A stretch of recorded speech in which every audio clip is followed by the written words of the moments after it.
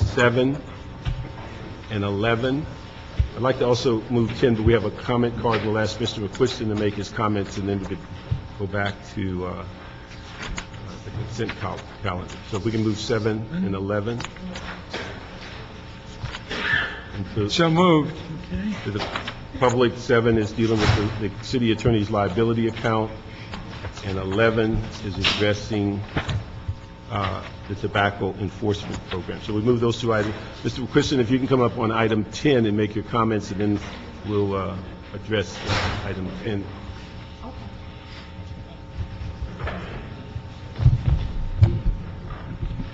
Jim McQuiston, much as I'd like to grab hold of that money, actually the treasurer is trying to use the general law for found money, and it isn't found money. We know exactly where it came from. And the state law says if you know where it came from, you have to go through a different process. And I had two comments on the thing. First of all, why are we still holding on to stuff from 1988? That's kind of ridiculous. If it's a misdemeanor, it's just too long to be holding the money in the first place. And since we know where the money came from, we really have to, according to state law, we have to actually send them a letter and so forth. And just a general statement doesn't work. So that's my caveat, because eventually the state's going to catch on and come back and say, hey, we want all that money. We have to put it out for the actual owners. Okay, thank you, Mr. McQuiston. Let me ask, Pete, would you come up? Mr. McQuiston brought this up during the budget hearings, and just like comment from the city attorney, because city attorney's office looked at this after those comments at Budget and Finance, and if you can give us the city attorney's position on the cheated funds. Yes, this is Pete Echeverria from the City Attorney's Office. We have, our finance attorneys have looked at this in the past and have advised that it is, in fact, consistent with state law. We would be happy to meet with Mr. McQuiston and discuss his points further, but we believe that it is appropriate. Okay. Let me just share with you a copy of his document. Thank you. Oh, you have one? Very good. All right, colleagues, if we could move item 10 after after Pete has made his comments, if we get so moved on. So we'll move that on item 10, and Mr. Echeverria will speak directly with Mr. McQuiston on this issue. Okay, if we can go starting the agenda with item number 1. Okay, item 1 is the CEO's report relative to year-end financial status reports for 2009-10. Melissa Krantz is here to give the report. Melissa Krantz, Office of the CAO. The adopted budget began with a $320 million deficit, and these were unallocated solutions that were supposed to be identified through shared responsibility and sacrifice. By the mid-year, we were reporting that most of these offsets were achieved. However, with the growing revenue shortfall, we had reported a $211 million deficit. With the fourth FSR, we had received about $26 million more in projected revenue for property tax and additional savings. We reported $148 million deficit. To address part of this deficit, we transferred $80 million from the reserve to the general fund to address cash flow needs, but we did report at that time that we would need an additional transfer. At this time, we're reporting another $16.5 million in additional savings. This will reduce our deficit to $132.4 million, and this also reduces our second transfer that is required to address the full deficit. So as I mentioned earlier, we had transferred $80 million with the fourth FSR. The projected total transfer now that we had previously reported during the adoption of the budget was $145.9 million. This is now reduced to $132.4 million. We're projecting that the reserve fund balance at the end of the year will be $140.4 million, and this is a higher figure than reported in the fourth FSR, largely thanks to the fact that we received the DWP power revenue transfer. We also have in the summary section a revised 4-year outlook. The key change is that the 11-12 deficit is increased. We have some bullets outlining the increases. This includes $40 million more for increased LACER rates. This is adjusted to include ERIP costs and a lower salary base.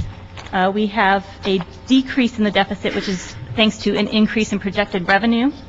And we have an increase of $6.5 million for fire and police pensions contribution, but that's largely because we received savings the previous year. And we have a one-time increase of $10.3 million for coalition salaries, which was inadvertently omitted from the first outlook. That's a brief summary of the summary section. Let me ask you, you've given us, is this a corrected copy of Yes. instructions? Yes, and I can go over those if you want to go over the individual departments. Could you highlight what's the changes? Sure. So that we're aware of it? What we have is recommendation number 2 had been reducing the internal transfers within departments from $34.4 million to $34.2 million, and this is because PD had lowered some of their internal transfers. There is no effect for these internal transfers to the general fund. The second one is recommendation number 3, which was reflected on attachment 7, and that's because we're deleting a recommendation to transfer funds for the purchase of a GIS mapping vehicle for the fire department. And then the final change is recommendation number 11. We deleted the instruction to post the language on the for council meeting after July 1st, 2010. This instruction should take place now. Okay, so it's just, colleagues, on the amended or revised items 2, 3, and 11 were amended.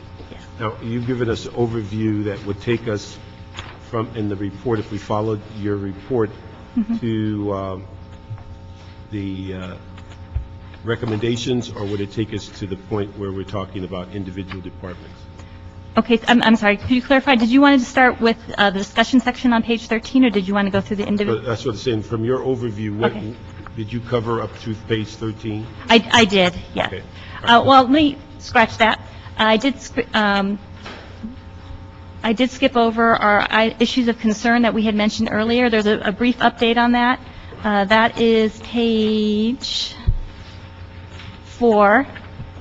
We still have the fire department salary liability issue, but that issue is carrying over to next year, so there's no impact to this budget. Okay, that's, in that reference, on that concern, would next year, would that be covered by their salary account in next year's budget?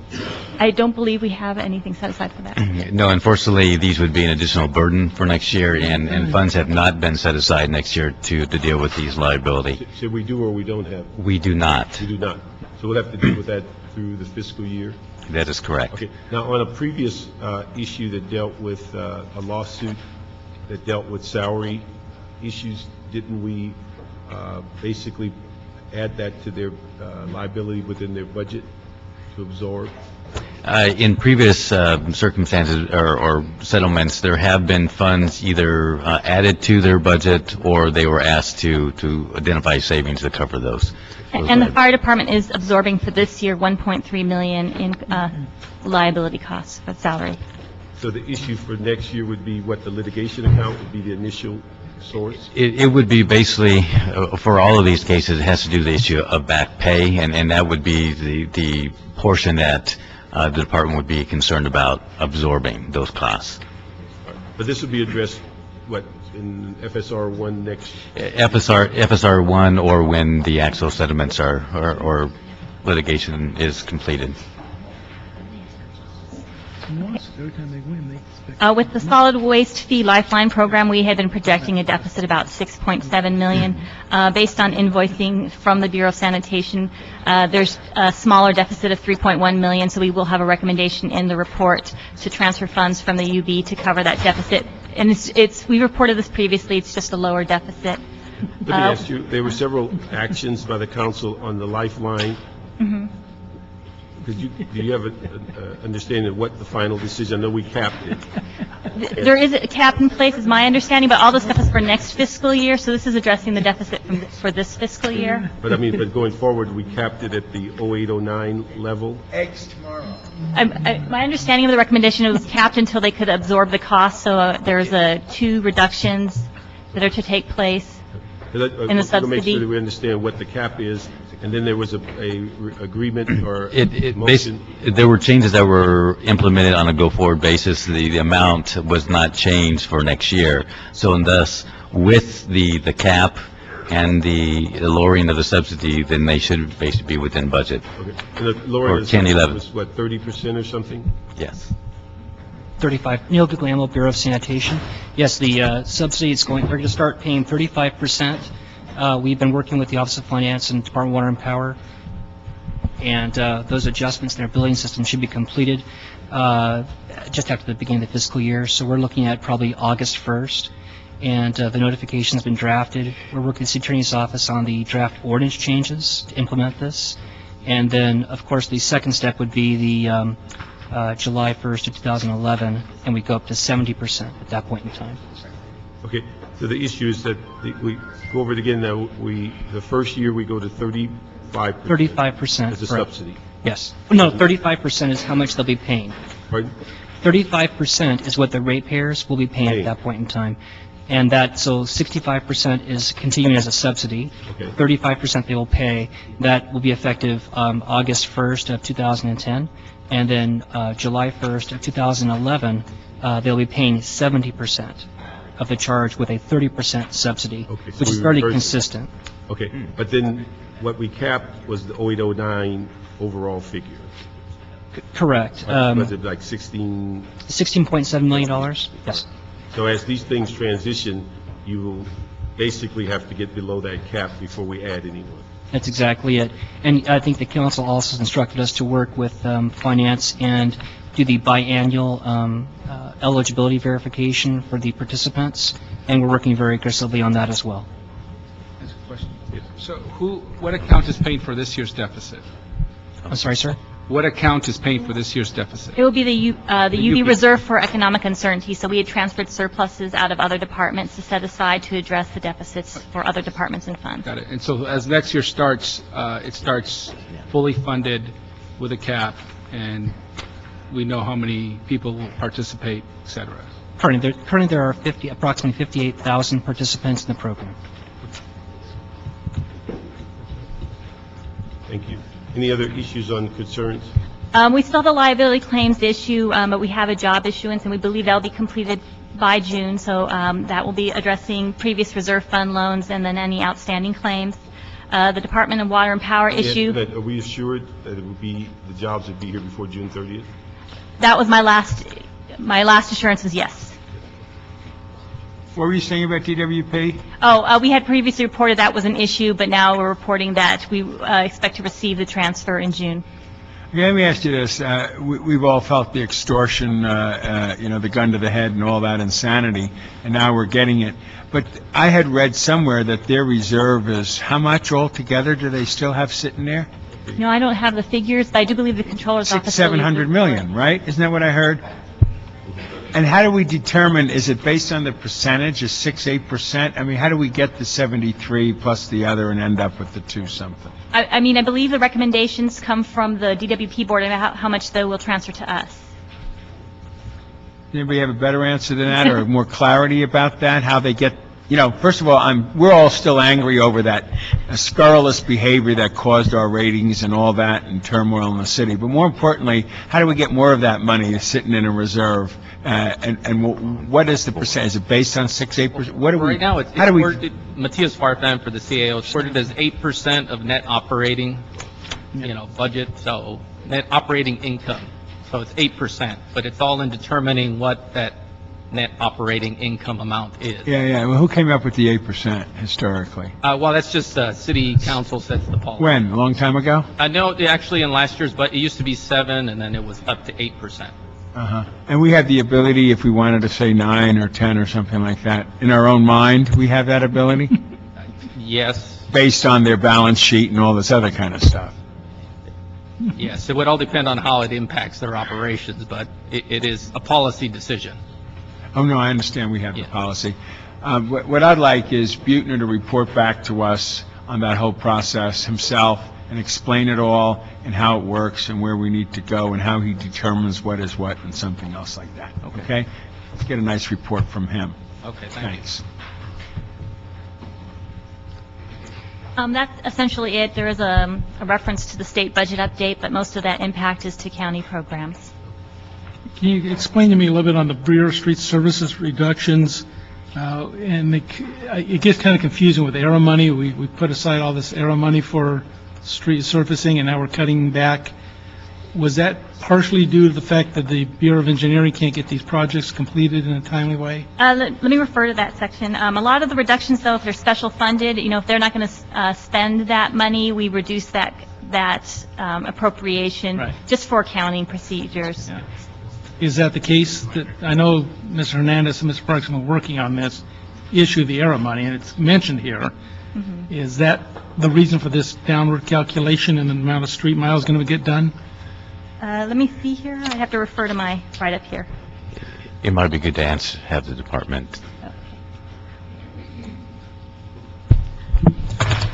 Good afternoon, council members. Joe Cruz with the Bureau of Street Services. Yes, the adjustment of our 2009-10 resurfacing goal, 235 miles, was adjusted downward to 150 miles because of the inability to bring on additional resources to perform the full program.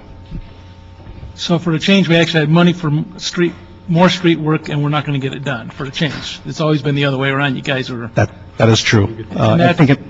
And Sorry. that's because we've not had the ability at the Bureau of Engineering to get those projects done? No, this is independent of the Bureau of Engineering. This is just part of our regular resurfacing program.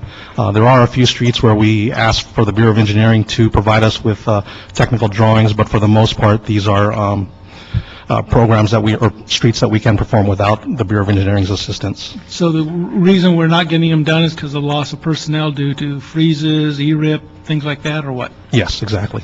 Okay. So for a change, we actually have money to do streets, and because of our own internal policies, we're not going to get them done. Well, I think in this particular case, council member, it worked out to our benefit. The ARA funds are actually eligible for use over a 3-year period. So we can now extend that program that was anticipated to be a 1-year program to do the 235-mile, stretch that out over 3 years and do 50 approximately each year, or 40 roughly each year, without adding additional resources at this time. So you're saying in a 3-year time frame, the net on the mileage will be about the same? Correct. Okay. That I can live with. All right. You're going to start with departments now? I could start with Department Aging, or did you want to skip on those that had The thing is, I think it would be transactions? helpful to us if we could quickly go through departments that are not over budget, Okay. that came in equal or even, and as you go through the departments, if you can concentrate on those who have a shortfall. Sure. Okay, so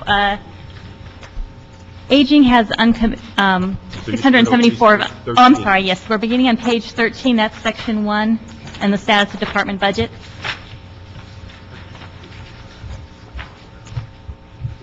All right, so for Aging, we have 674,000 in uncommitted funds, and there's a recommendation to transfer some of that funding to the Reserve for Economic Uncertainties to address the citywide shortfall. Animal Services does have a deficit, it's 1.2 million. However, they do have some internal transactions that's able to address some of that deficit. However, they will need another we will need another 862,000 from the Reserve for Economic Uncertainties to address that deficit that they were not able to address internally. What was the primary reason that they're over? Is that their revenues are down, or is the shared sacrifice? Yeah, most of these deficits are in public safety, and they're for shared sacrifice, yes. That they weren't able to... They weren't able to realize the reductions that they need to do to meet that budget. But what was the original that was... Do you have that? that they were allocated? Okay, for Animal Services? Animal Services, we had a total, this is total of SRS and removal of uncertain revenue of 2.7 million. 2.7, and they got it down to... 862. Yeah.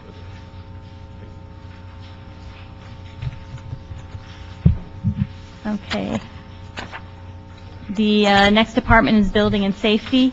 They will have $350,000 in uncommitted funds, and they have funds that could be transferred to the Reserve for Economic Uncertainties to address the citywide shortfall. CAO will complete the year within budget. One thing I think, and I just want to make sure it's clear, that we discussed this in the overall budget hearings, for departments like building and safety and planning that have either a enterprise fund or fund set aside for their particular work, achieving their goals. One of the things we need to emphasize from the CAO, and I think from the standpoint of the committee, is that when we have those peak increases in work, that they should not end up with a immediate response to hire more full-time people, because they're unable to adjust the workforce with the workload.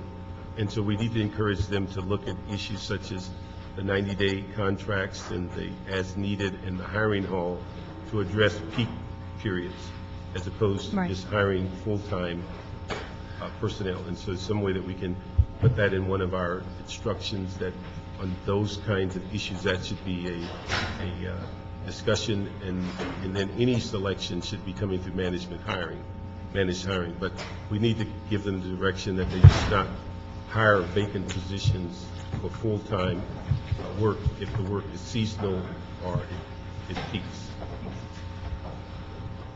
Okay, for city attorney, they had a total reduction of 18.1 million. That was about 13.7 of that was removal of uncertain revenues and SRS. With various transactions that are recommended in this report, they were able to address the majority of their deficit. However, they will need a transfer of 3.3 million from the UB Reserve for Economic Uncertainty, among with other transactions from special funds to address their deficit. Okay, let me ask on the one issue of the outside workers' comp line item, the 500,000 that was in the UB. One thing I was concerned with and want to just verify that these are not bills that we're pushing into 1011. It is my understanding, and maybe the city attorney could confirm, they are doing more of this work in-house, and when there are requests from departments to use outside counsel, that is only done in the most urgent of circumstances. What I'm concerned with is I know we cut this account for next fiscal year. So if we cut it significantly and this year there's an overage, we just want to make sure that we're not pushing bills into next year that we're going to be unable to pay. That was the question that we pushed on. We haven't received a response back, but our analyst her understanding was that this was being addressed by doing in-house and not pushing bills to next year. Before it comes to council. Yes. And that... City attorney wants it.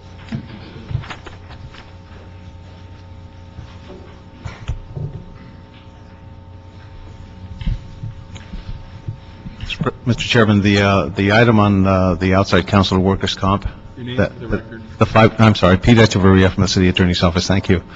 That is from the outside counsel account on the savings that we've experienced this year due to the reduction in the use of outside counsel, as well as the requested 15% reduction on fees that we have had, I think, some success getting the firms to agree to. So that $500,000 reflects that.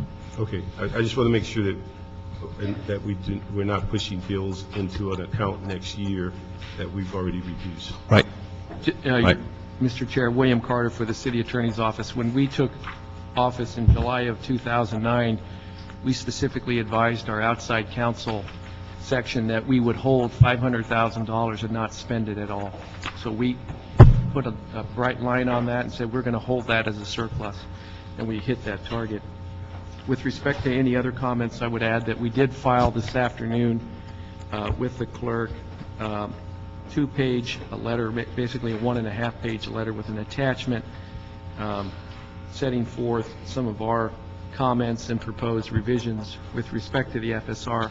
We have had conversations with the CLA and the CAO since Thursday regarding the FSR, and in particular, as you'll note, we would respectfully request that there be a revision to the FSR which reflects how the $2.4 million in consumer protection penalties be transferred.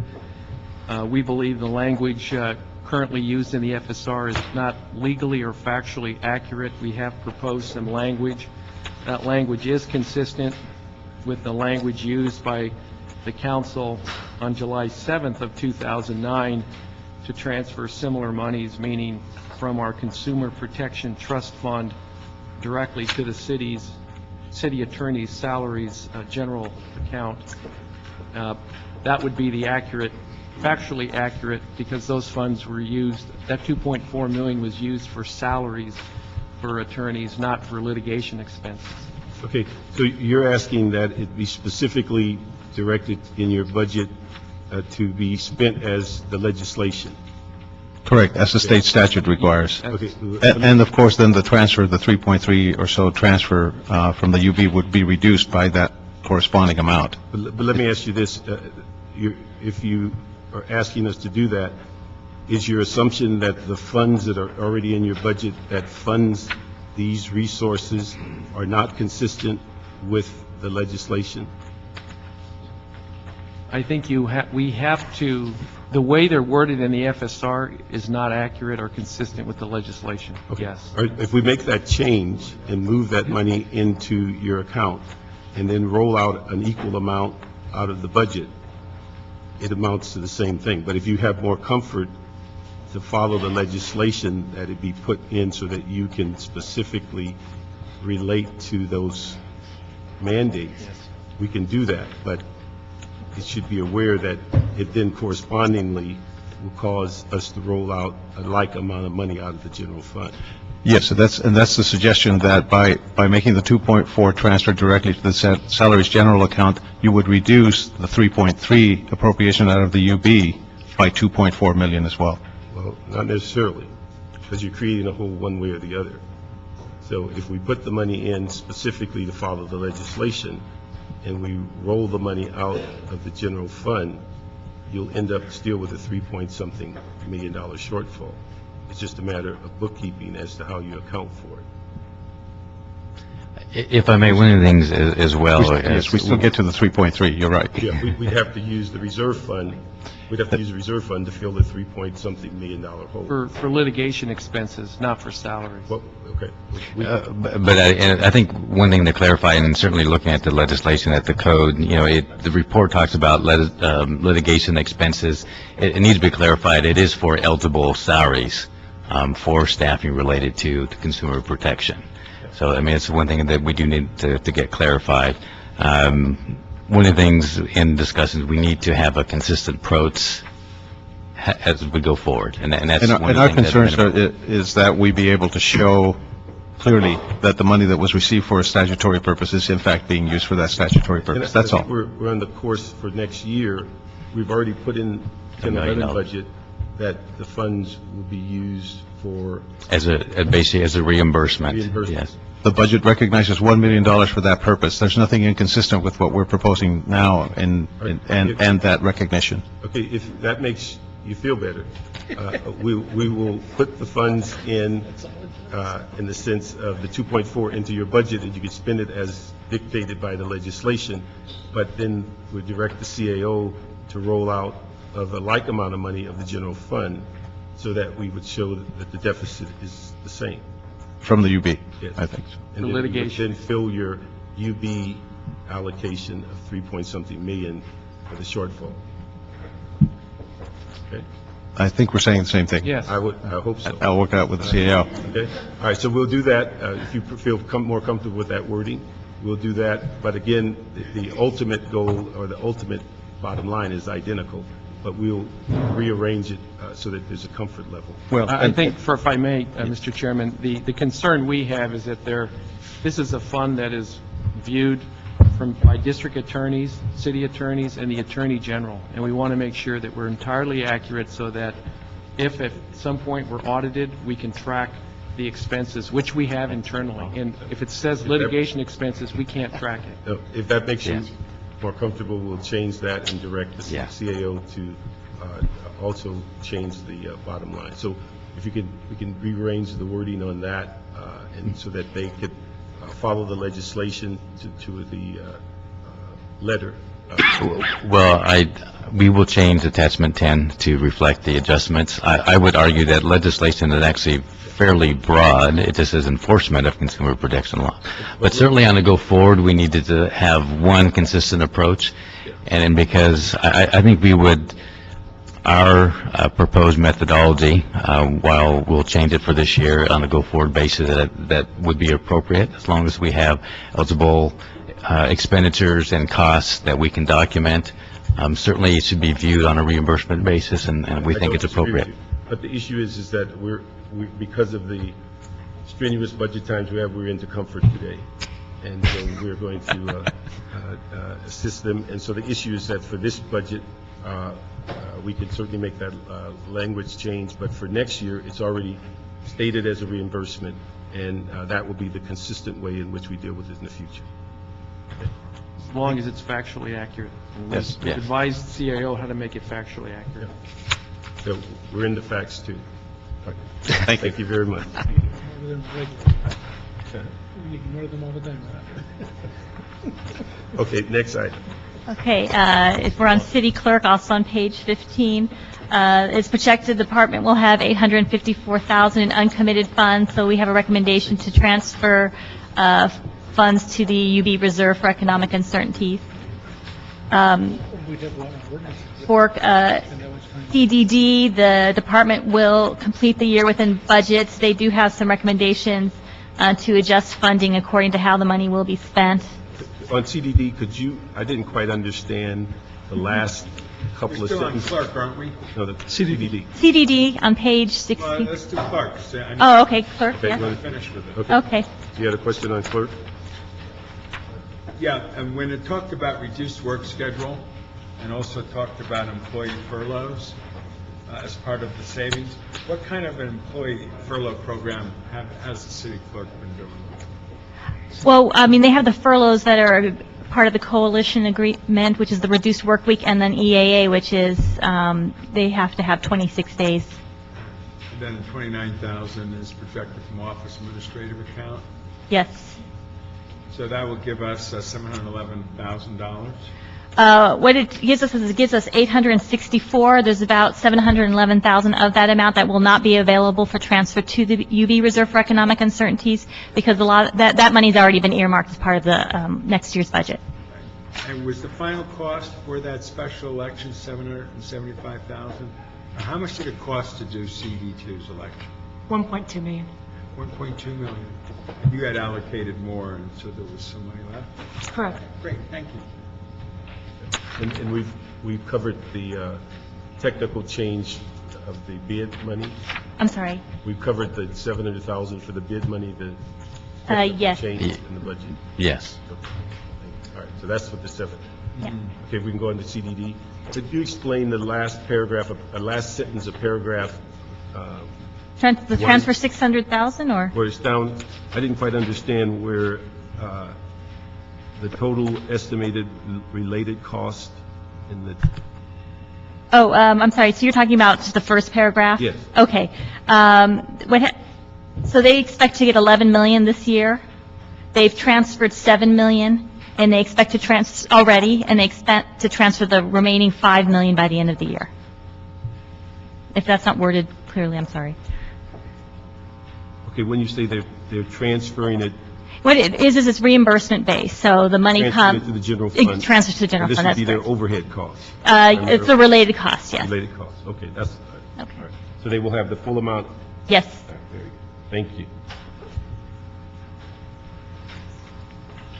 Okay, the controller's office has 290,000 in uncommitted funds.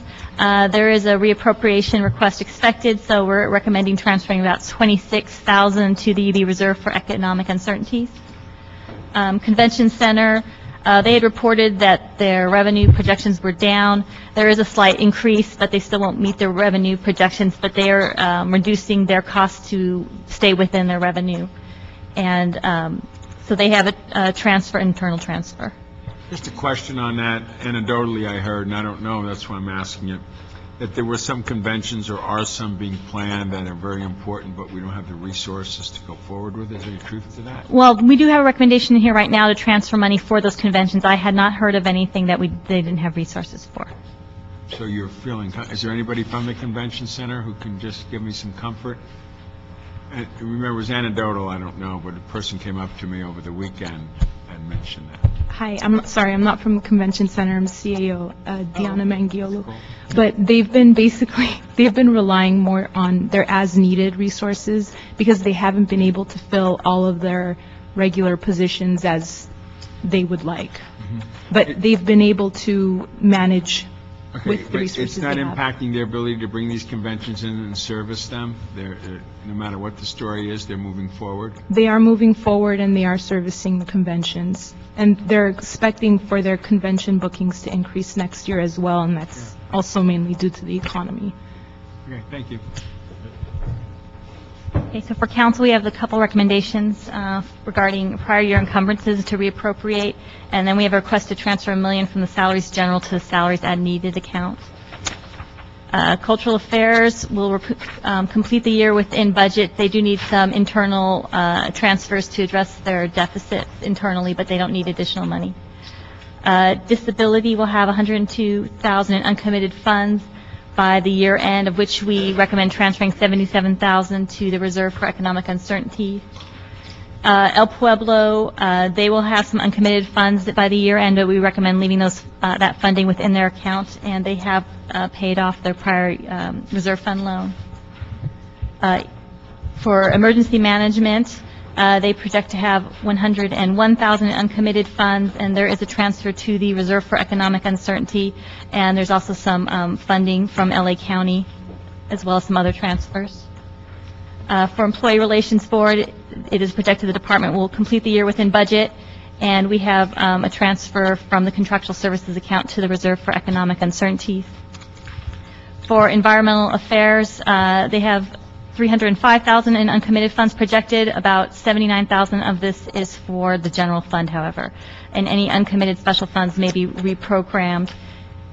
And we have a recommendation to transfer money to their overtime account, and we're paying out overtime because when employees transfer to other departments, you have to pay them out.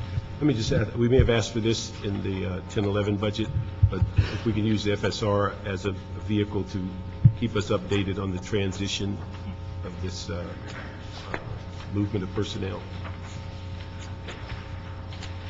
For Ethics Commission, we have $60,000 in uncommitted funds, and they also have a cap for their Ethics Commission Public Campaign Matching Fund, and we're recommending that the Ethics Commission fund be transferred to the Reserve for Economic Uncertainties, and the Ethics Commission fund money be transferred to the reserve fund to comply with the maximum cash balance.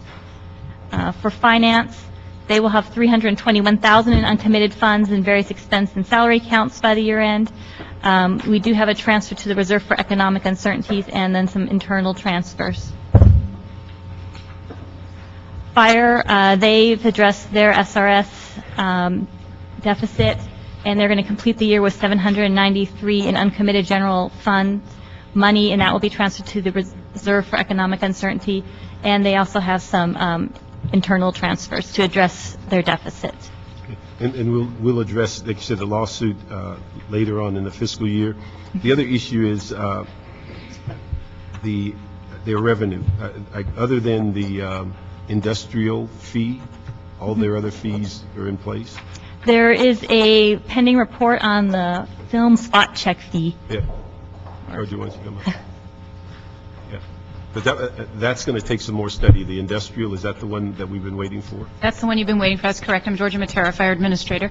Good afternoon. Yes, the industrial one we are just begun the staff work on. We just handed over the ambulance fees, as you know, and we're working with the consultant that is looking at the treatment no transport and the voluntary subscription. So that's in the works. The brush clearance, those have been in place. We're going to increase the initial brush clearance fee from 13 to 27. That proposal is being drafted. Spot check is going to take a little longer. There are some legal issues that we are working through the city attorney's office with. So that one we may not see for a little while. For the industrial and spot check are the two are the two outstanding that's currently, that's being... One thing we'd ask is you go through the paramedic and transition. We've gotten at least a couple of letters as to questioning whether those personnel fit within the coalition, and whether they can be replaced by this current movement to technology and also to outside resources. As that flows through the system, I request that you have the city attorney and to look at that and make sure that as it goes through that we've covered those issues, because they will come out at council at some point. On the ambulance billing positions? Yes. Are those the ones you're referencing? Yeah. Those have been, that issue is something I know we're actively working on, and so... We make sure that by the time we get it, that we flush that issue out. Yes, we're more than happy to speak to that when the time comes. Okay, thank you. Okay, thank you. Okay, GSD on page 22. In the fourth FSR, they had a $6.5 million deficit. That's reduced to $6.3 million. We have some recommendations for internal transfers to address that deficit. However, they will need money, $4.8 million from the UB new positions account to address the remaining deficit. There is also recommendations to reduce some appropriations to their accounts from DWP for some work they were supposed to do. That funding is not available. However, they did cover all costs that they incurred with regards to what they have spent. Okay. Let me just make sure that when we say that 4.8 being transferred for new positions, that's for positions on new facilities? New facilities, yes. The two accounts were combined into one, so that's new facilities and new positions. So if we're moving that in the sense of those funds, next year we've accommodated what the... There is a request to the department. Yeah, I just want to make sure that we're not moving the funds this year and be without funds next year for these new facilities. Diana Mangiolo, CAO, basically what the department did for the new facilities is they were given 64 position authorities to handle the services for new facilities. For next year? No. This was for 910. Okay. And what we asked them to do when we had removed that money from their budget and placed it in the UB, what we asked them to do is to come up with an alternative plan. Though the money that was set aside was mainly for building maintenance and custodial.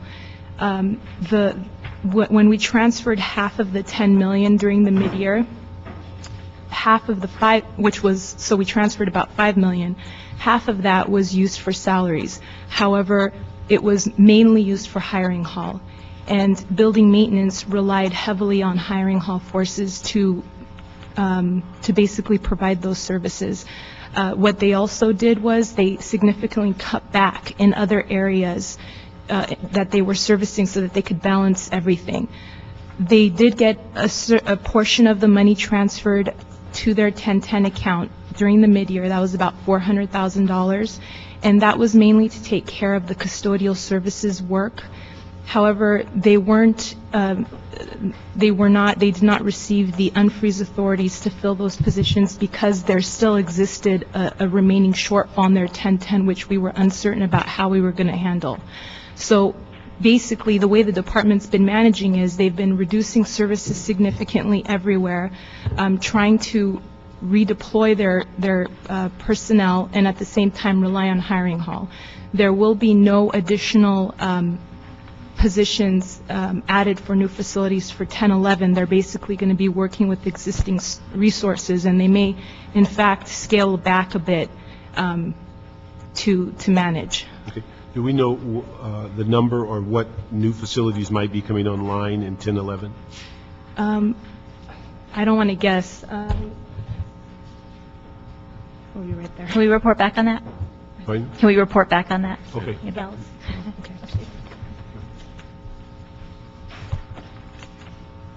Good afternoon, Val Meloff, Department of General Services. We don't have any new facilities coming online next year. Okay.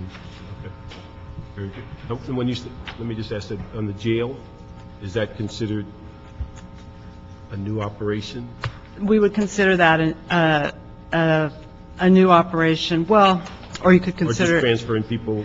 Yes, but we're going to need addition. That's that was not anticipated in our planning for next year. We would need additional custodial If you can give authority. us a report back, and then that way, jail, or if there's others like that, if we are talking about animal services facility, I think we plan to close now, we're keeping some open. If we can just get an idea to make sure that for next year, new facilities are part of the equation. We have two other transactions for GSD. There's a request to transfer $84,000 that was transferred from Police Department's MICLA account. They're not going to be able to spend that money this year. And then there's a request to transfer, reappropriate $120,000 next year for a fleet utilization study. Finally, there was a request to spend $12.2 million in MICLA per council's instruction. The MICLA request would be re-reviewed before authorizing spending any of the appropriation that was authorized in 910. At this time, we're not recommending approving the spending. However, we do expect GSD to come back when they have more information on this request. For housing, they expect to have $6 million in uncommitted special funds by year end. They do have some money be transferred to the Reserve for Economic, from the Reserve for Economic Uncertainty, and this has to do with the tax amnesty program. They had received some money earlier. This is additional billing, and that money that had been set aside for this program was transferred to the Reserve for Economic Uncertainty, so we're sort of taking it out again to pay for these previous expenditures. Human Services Division, they have $564,000 in uncommitted funds in various accounts, and we're transferring $556 to the UB Reserve for Economic Uncertainty to address the citywide shortfall. ITA, we have $1.8 million in uncommitted funds in various accounts, and we have several reappropriation requests to address outstanding systems projects. In addition, we have $170,000 that would be transferred to the UB Reserve for Economic Uncertainty. Let me just ask, IT is dealing with a variety of large system, FMIS. Yes. And then I think we added a function to it for the Department of Finance. There is a request under, later on in the report for that function. I'm just wondering whether, with the number of cuts, are they have the ability to absorb this risk management system in addition to all the other things that, with Google and everything else? I'll let Jacob respond, but I believe most of the work will be done by an outside consultant, but Jacob, you can probably respond better on the links. Replacement. Jacob Wexler with the Office of the City Administrative Officer. The recommendation in this report is just to reappropriate the funds for that project for next year. There'll be a report forthcoming that we're working on right now, on which issues related to the resources required in ITA as well as personnel in the other departments. We're working on that report right now. So right now what we're doing is moving the funds forward to next year, so the option is available to pursue that project, and we'll come back to you with the detailed report, at which point you can make a decision as to whether you want to go forward with the project. Let me ask you just fundamentally, are we looking to do this in-house, or are we looking to vendors, or for this? The plan at this point is to hire there's been an RFP process, and a vendor's been selected for a product which is off-the-shelf product with very, very limited customizations. The hope would be that it would not require significant resources in ITA other than basic project management. There's an additional requirement that's under consideration for even project management services, so that also could be part of short-term project management services to contract that out as well. So the plan that ITA has put forward involves a lot of vendors to get this project done. Let me ask one other thing on this. Is the expectation this is going to be a citywide system that every department has access, or is this going to be a system that is controlled by a very small group of departments? This is a system that is used primarily by personnel and city attorney. To the degree that other departments will be able to access it or pull down reports, I believe there's additional capabilities of doing that as compared to what we have now in our current system. But I can make a point of addressing that in the report that I'm working on. Because we've asked the CAO over time to look at that whole issue. I just want to get an idea to who has access and if they're dealing with a closed system just for a couple of departments, or do all of our departments, particularly the top 10 or 12 that drive the litigation and risks in the city? That's something that we will follow up on. The actual three departments that were sort of involved in looking at this was, besides ITA, was certainly personnel, but also city attorney, and then also our risk management. They were involved as well. So those are really the key departments, with personnel being the number one. Can we get a report back on that? Bill, you had something? Yeah, and we want to report back on this, but I think we've made some progress. Met with Tony Agani and, of course, your boss and others, and the bottom line is 35 and 36 and how we go forward in this next fiscal year. Obviously, as you know, I've said more than once that the $25 million we get from the cable customer, $5 million is under the new law, which is for capital improvements. The other $20 million, the city in its wisdom took 60% in the general fund and kept 40% to do it. But in the last couple of years, part of that 40% was declared excess when it really wasn't. We lost jobs and we lost the quality of our Channel 36 and our Channel 35. So going forward, Parks and I have talked, and we've been very public about this, that we need to look at that revenue stream again and look at how we can restore some of that 40% within the context of keeping Channel 35 and 36 going.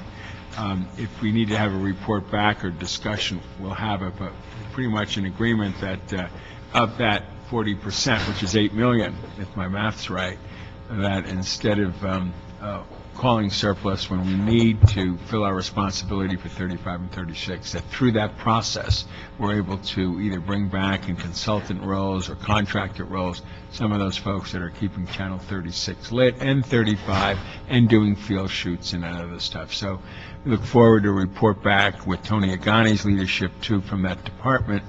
And there's one individual, which we have a motion for tomorrow, that everybody realized was doing council phone, among other things, and you all were very good in finding funds to see that you could cover him for the next year, but more importantly, we want to have a sustaining fund going forward. So we look forward to that discussion more healthily somewhere after this budget process is over. Okay? We'd like to make sure we get some recommendations so that prior to next budget starting, so that we'd have some idea that solidifies the funds, so we're not giving it to them, sweeping it, and then having the deterioration of the service. But we need to have some recommendations on how we address public access and a budget that they can rely on.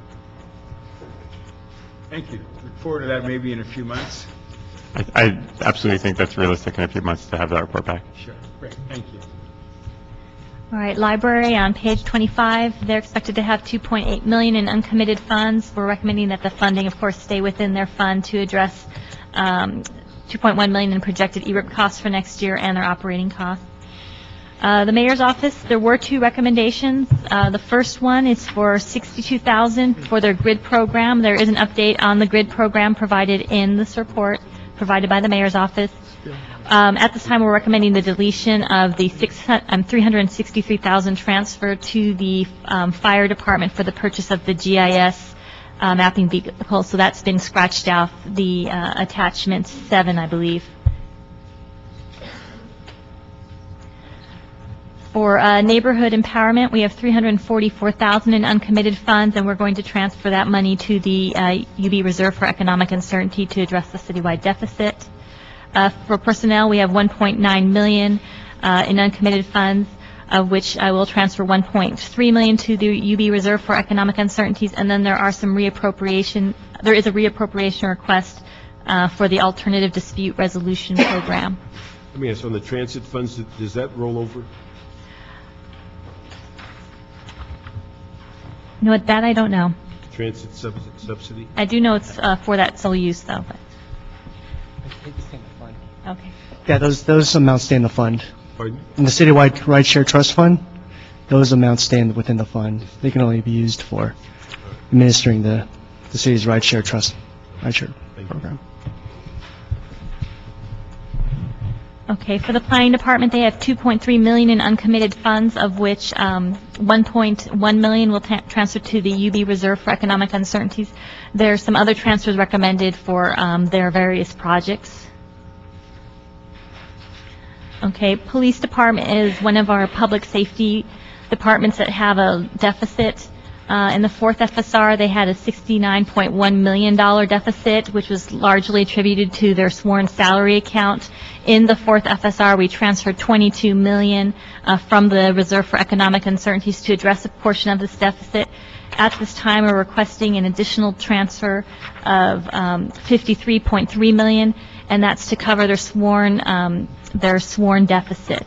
They also have some internal transfers to address internal deficits in their salaries general, sworn accounts, their contractual services, and institutional supplies account. Do we know why, after the 20-plus million that was transferred, what happened that they increased the deficit by another 4? The largest one was from the salaries general. They didn't realize about $2 million of the projected salary savings.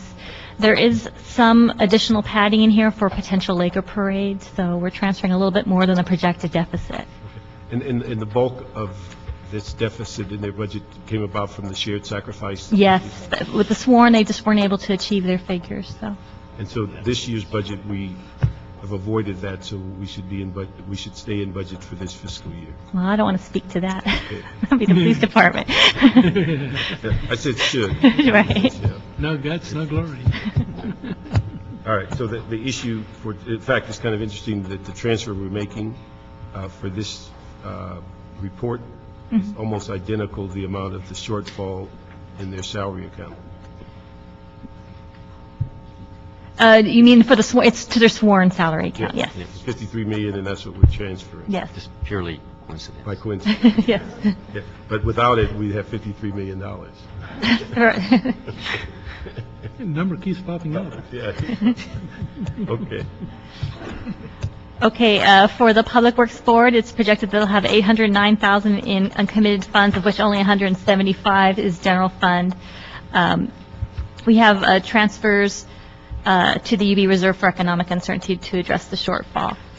For contractual services, they have about $3 million in uncommitted general fund appropriations. We do have a transfer to the Reserve for Economic Uncertainty, and then there's also an internal transfer from their salaries overtime account. This is mandated. They're required to get mileage.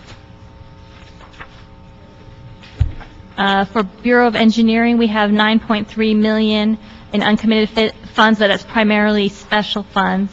And then we have some transfers within internal transfers to address the Capital Improvement Expenditure Program or parasites. And then there's also a recommendation to reduce appropriations in special funds. For sanitation, they will have $12.2 million in uncommitted special funds. I'm sorry, that was what it was reported in the fourth FSR. They'd had $12.2 million in uncommitted special funds. Now they're projected to have $19 million in uncommitted special funds. They have some internal transfers regarding their special funds accounts, as well as two recommendations. They're the last two recommendations. One is the $3.1 million from the Reserve for Economic Uncertainties to address the solid waste fee lifeline program.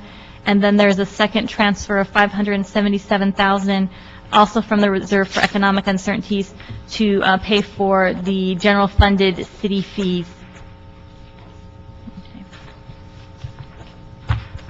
Street lighting will have $3.1 million in uncommitted special funds. There are no recommendations. Street services, they were projected that they'd have $12.2 million in uncommitted special funds at the end of the year. That's now down to 8.6. We did have some transfers out. And they have transfers, new appropriations and transfers between accounts within their department and funds. And there are some reappropriation requests for an existing project, and the Bureau says they'll make every effort to complete this project by the end of this year. And then they also had recommendations for reimbursements for special events, and that'd be just transferring between revenue source codes. Could you comment on that, on street services, their third paragraph, dealing with their revenue projections? Is that... Oh, the traffic safety fund? Well, the illegal signs, the news rack. Yes, okay. So we had reported a shortfall, and these numbers have already been revised downwards, and we've been reporting previously reported a shortfall in the traffic safety fund. They do have significant appropriation right now to address any costs, but they probably will need some general fund money at the closeout of the year when they balance the accounts to address this shortfall. And when we say the municipal court fine, are those the moving citations? That I don't know. I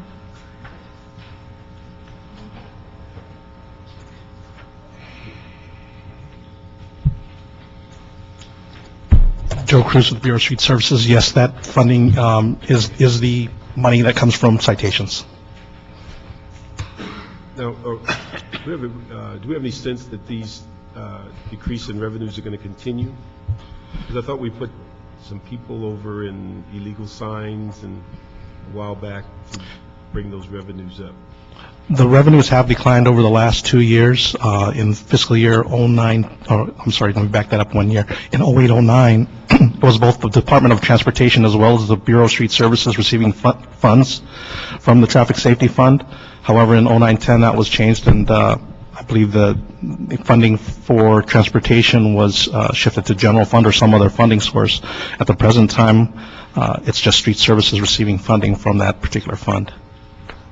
Okay, but do we have any sense of, on these special units such as illegal signs and the mentioned in the first sentence, news racks, is that going to be a continual decline?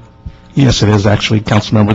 The staff for both of those programs were eliminated in 09-10. This revenue is based on what has been left in the division, in our investigations and enforcement division. And so along with their regular duties of policing the public right-of-way, they are taking on these additional duties for illegal signs and news racks. So we've moved those positions, because we added some positions, I thought, in, 08, 09? No, both programs were actually eliminated. I thought we moved some people. I lost track. You know, we've done so much with it over the years, it's still not working. Let me just ask, if we could get a report back to public safety on what LAPD is doing regarding that, because we've had a continual drop in the municipal court fines. That's primarily our citations. Correct. Okay, so we can ask a report back on that.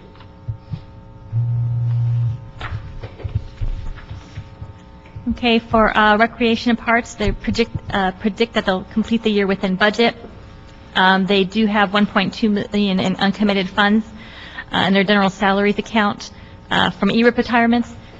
In the previous FSR, we reported a projected shortfall of $2.1 million in revenue. That at this time, where it's now revised to $1.2 million, so it's improved. And they believe that their savings in their salaries general account can offset this projected shortfall. Have we talked to them about their revenues? We talked about that in the fourth FSR, and these figures are but the same revenue streams are affected, but they are realizing better receipts. Okay. So are there any initiatives they move forward to increase revenue?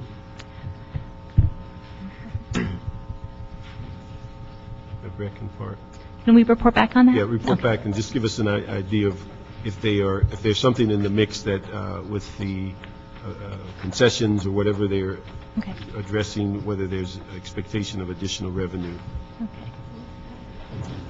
Okay. Transportation is expected to complete the year within budget. They do have a transfer of $329,000 to the UB Reserve for Economic Uncertainties to address the citywide shortfall.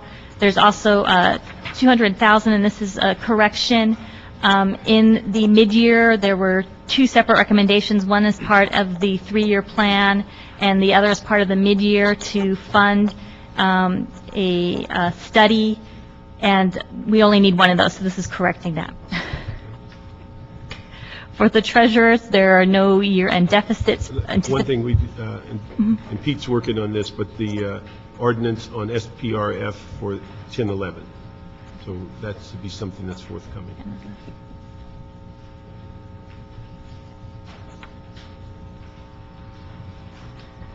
Treasurer, there's no year-end deficits anticipated for the department. As part of the fourth FSR, we asked the Treasurer's Office, along with the Finance Office, to report back on their bake fee expenses, and this was in conjunction with the Treasurer's Office request to use the remaining UB appropriation for these fees.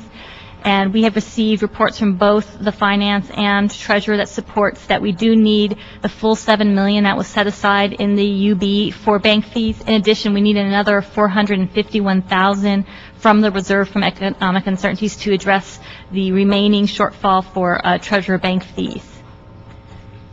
And then they do have $13,000 in savings in their internal accounts that we recommend transferring to the UB reserve for economic uncertainties. The zoo department has $225,000 in uncommitted funds. They are reporting that their attendance and revenue figures are lower than previously reported in the FSR. And we're recommending that these funds stay within their account to address the revenue shortfall. And that concludes the department recommendations. If we can quickly go through those non-departmental funds. Sure. Special accounts. Okay, for the GCP, we have a recommendation to reappropriate GCP funds for the FMS program, and a transfer of GCP funds were also discussed in the council section. For HRB, we have a internal transfer from the contractual services account to cover unemployment insurance costs regarding layoff processing. For liabilities claims, we have an internal transfer from the claims account, from the UB reserve for economic securities to the liabilities claims account to pay for some of these, the projected deficit. Most of that deficit is being addressed by the job proceeds. For the reserve fund, this is the big one where we transfer $52.4 million from the reserve fund to the general fund to cover the remaining shortfall. We did transfer $80 million in the previous FSR, so the second transfer addresses our full deficit. With the UB, we have a transfer of $500,000 from the UB Reserve for Economic Uncertainties to the FMS account, and this is for that additional work that we were discussing for ITA's FMS system, and this would be for, I believe, accounts receivable tracking. And then we have a recommendation to reappropriate this funding for next year. There will be a report forthcoming to address what scope we're talking about. And that's for the non-departmental funds. That concludes that report. The remainder of the report is just updates on status, and if you'd like to go through that, we can, or not.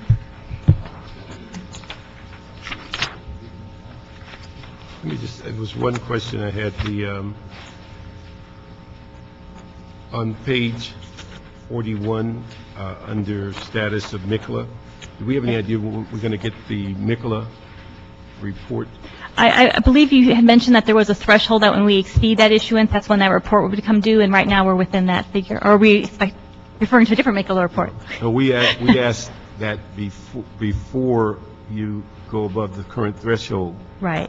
That you come back with the council a report that gives us an idea of what's in MICLA and what it was the initial start to look at how we can transition MICLA back to its original concept of brick and mortar as opposed to the perishable equipment items. Okay, so my understanding is that threshold is now 300?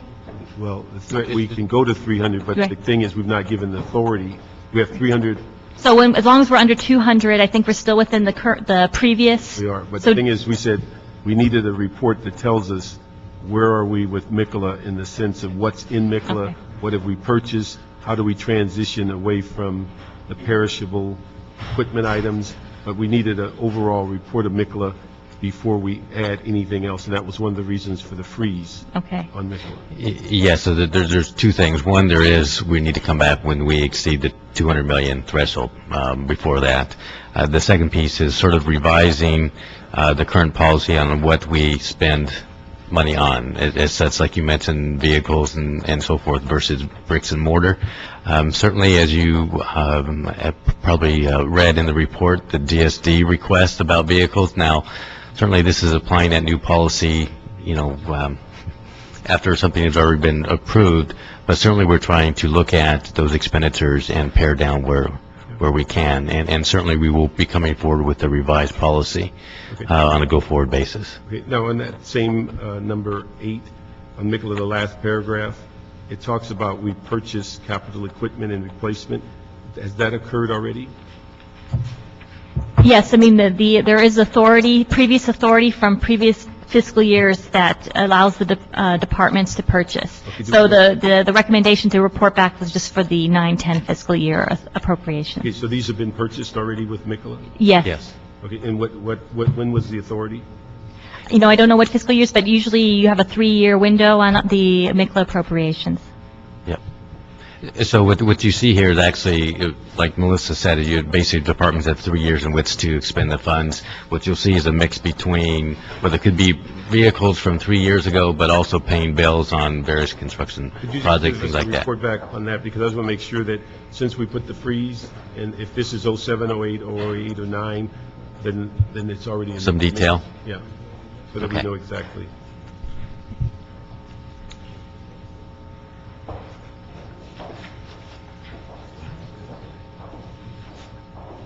Colleagues, any questions on the report or any of the amendments?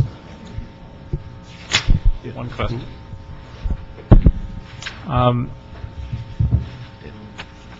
It looks like our net deficit was around 16 million less than it was projected in the most recent FSR. That's correct, 16.5, yes.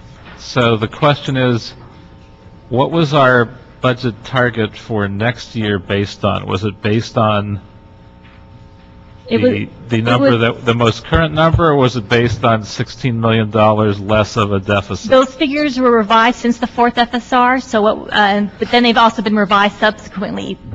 They were closer to what was reported in the fourth FSR, but there were some changes between the fourth FSR and what was presented as part of the 10-11 budget development. So what I'm wondering is, we have a reserve number based on a target that we set.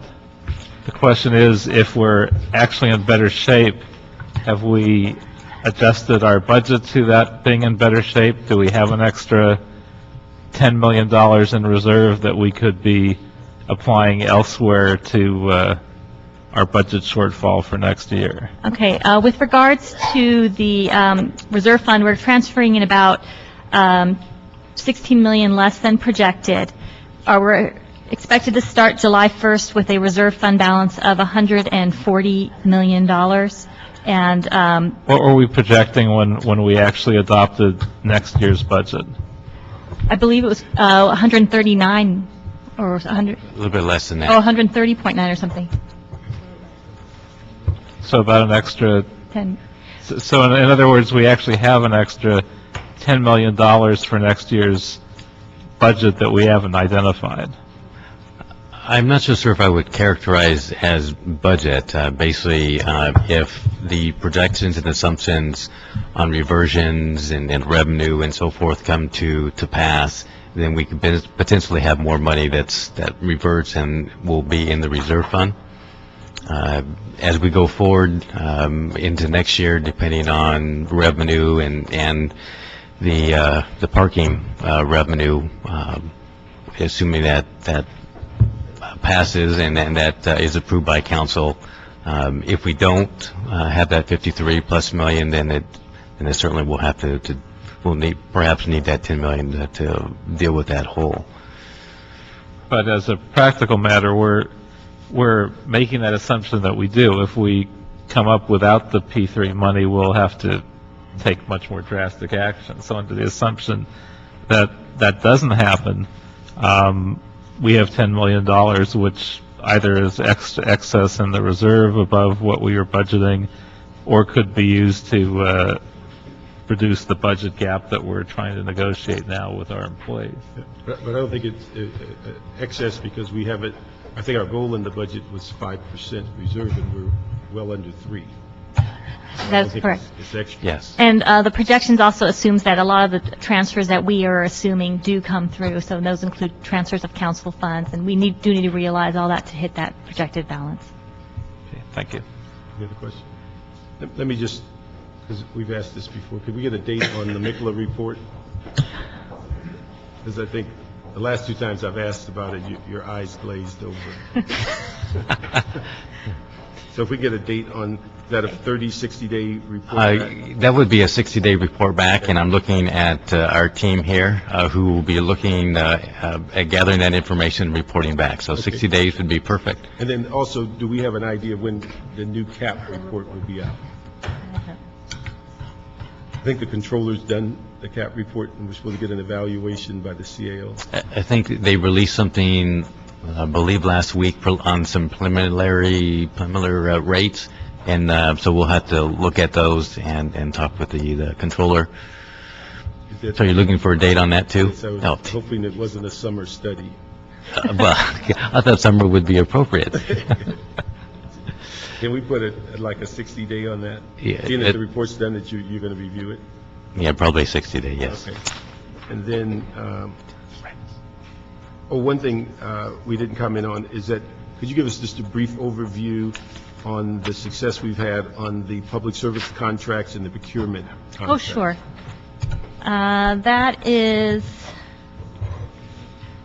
section 4 on page 39. We have that 10% reduction instruction from council as part of the mid-year. We have about $8.9 million in general fund reductions that we've achieved, or approximately 91% of the target. And our office has identified another $3.1 million in reductions that may still be possible, and we will report back on that. In addition, GSD was instructed to negotiate 10% price reductions with their procurement contracts. That's a little more tricky because some of those costs are fixed, for example, the fuel, materials, and maintenance costs. However, they contacted 563 contractors, 79 agreed to a 10% reduction, and 104 have made some other offers. And there will be, I believe, they're continuing to work on for another $5 million in savings. And then with regards to these savings, how they're being used, we do have some transfers in the report that are a result of these savings efforts. So we have transfers of 4.1 between department accounts, addressing those internal deficits, and then transfers of also 4.1 to the UB Reserve for economic uncertainty to So between the two of them, what are we sitting, like 12, 13 million? Potential? I think that's what we have going, yes. I think the SMS ones are a little more difficult to quantify because those costs are fixed, but that was the projected was $5 million, yeah. And then also, if you give us some idea on loans, reserve fund loans before June 30th? The only update I can give you is included in the summary section, and I think our reserve fund to make the 140 balance, we're expecting, let me see this. Okay, on page 3, we're expecting, we've already received that money, I'm sorry. We received a lot of the reserve fund loan paybacks already, so that's already included in the figure. Do we have an idea how much is still outstanding? The We breakdown would of- have to, I think, report back, and we can, when this goes to council, we'll give you an update on the outstanding reserve fund loan. I do have a $4.3 million for loan repayments that are outstanding, projected loan repayments. So the 4.3 is what's expected through year end. I think probably what's important, we need to do another final push, and we'll work on departments. We also need to work with departments on remaining license permit fees and fines. As of now, I think the revised budget is roughly $708 million, and we're, I believe, the last email I got from staff, we were still needed another $100 million to go by year end. So there's some big pieces that we need by year end. Do we need to send a direction from the committee or ask you to? Certainly a recommendation, adding a recommendation for departments to process their year-end receipts and transfers and so forth. We added to this report, probably up in the first 10, so that it's read, so that we could get that and ask for that direction on putting emphasis on fines and fees. And any, payments and transfers as well, yes. All right, so we can add that to the report. Bill, you had something? Yeah, on the C, Early Retirement Incentive Program. As you pointed out there, an additional 137 retirements are anticipated to retire on June 5th, bring the total number to 2,400. Did that happen? I believe it should have. We've lost people in our office on retirement. I don't know why they wouldn't have happened. Okay, but let me ask you a follow-up question. It is projected that ERIP retirement will produce 41.9 million general savings in fiscal year 09-10 and 10-11, an additional 96 million. But here's the clincher for me. In addition, it is anticipated that ERIP retirement will reduce health care benefit costs, saving the general fund approximately 5.3 million. Explain that to me. Well, as you have people... 13 and 10, 11. Okay. Of course, as you have people retire, we're not paying the city subsidy portion of their health care costs.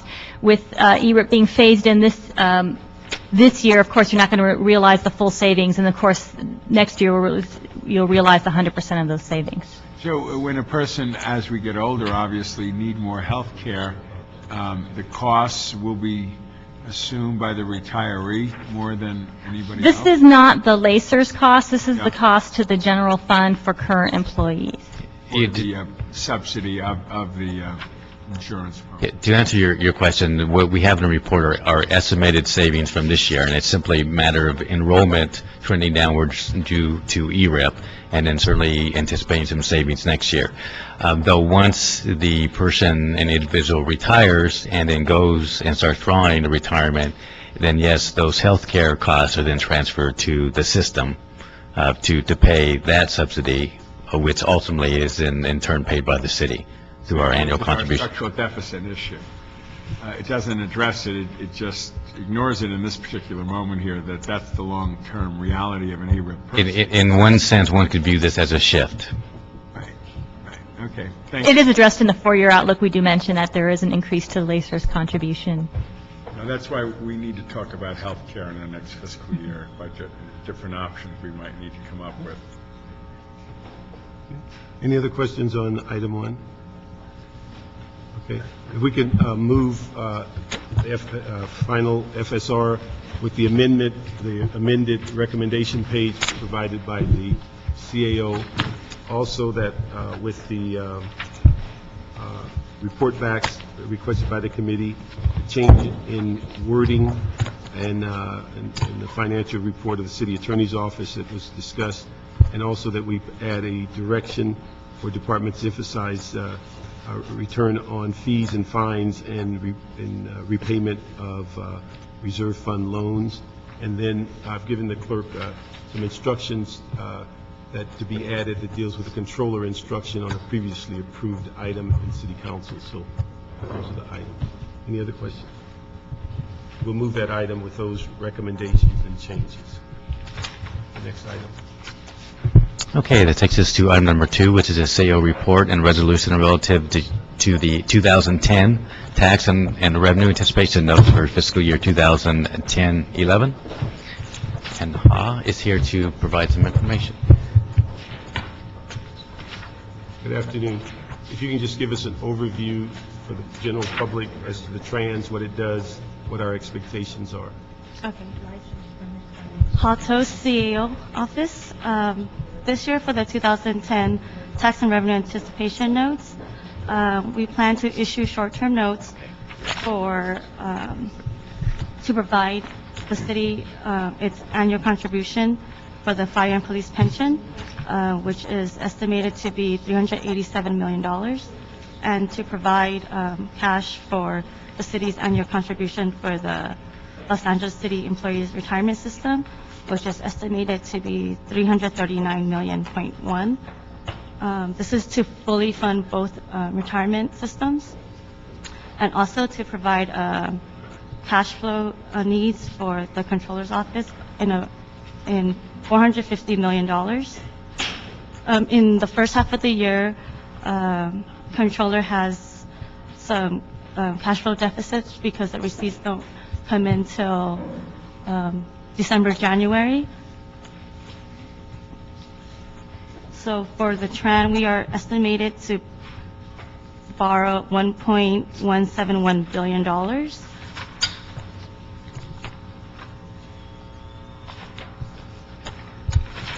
We're asking for the sale to be negotiated, so this gives us flexibility in terms of timing of when to sell the notes.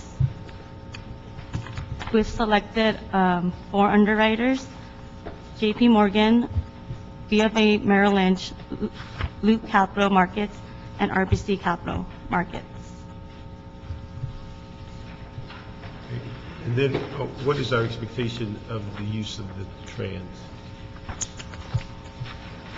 For the trend, we're going to use the proceeds to pay off the annual contribution for our both retirement system and to help with our short-term.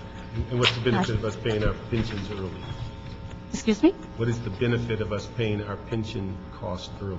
We pay it in July, we receive a discount versus paying on a biweekly basis, and that discount is about $26 million. Mr. Chair, if I could, I need to recuse myself because I have stock ownership in one of those selected companies, so I'll step out. The one thing I want to ask is that if we have a conflict in the fact that we're going through a lawsuit against one of the underwriters, and we're currently recommending that we continue to do business, and the lawsuit is what is the derivatives lawsuit? Natalie Brilsea's office. The lawsuit has more to do with derivatives and the use of GICs and swaps more than with the banks themselves. And we have discussed this with the city attorney's office and our outside counsel, and they're fine with us using the underwriting side of these institutions. There's no conflict. I have a concern. It may just be the parochial view, but it just appears strange that particularly with the reaction of this company that's come forward and said, we're guilty and we're willing to help you, with this lawsuit.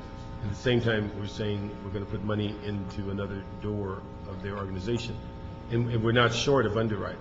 I mean, that's because we have a whole bench of them. So I'm just wondering why, with this current litigation, and particularly the type of litigation where, if I understand it, they were a fundamental part of costing the city a ton of money on this whole issue of insurance when we probably didn't need it, and a few other things. And so, well, we do many RFPs every time we go out, and these were the firms that we felt were most qualified. We have not received any direction from the mayor and council not to use these firms. So we understand that, that these are the firms that are most qualified and can distribute and sell the TRAN the best, we felt. The problem right now is the market itself, and these are the firms that can distribute, we feel, the best.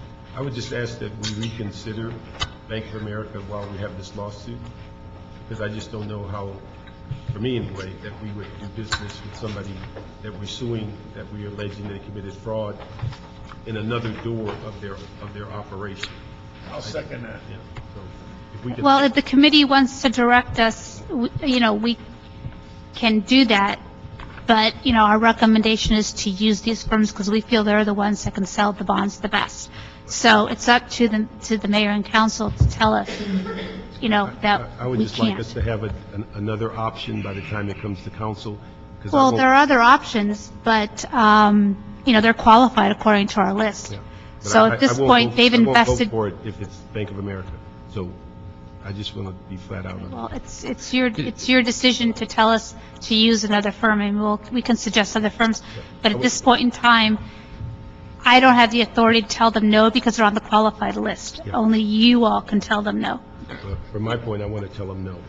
I mean, this raises a larger issue. It I does. think it shouldn't be left up to our committee chair to raise it at the last minute, that we are in litigation with it. This is the first time I hear of it. What type of... Well, we're in litigation with Let me Pepper finish. Let me finish.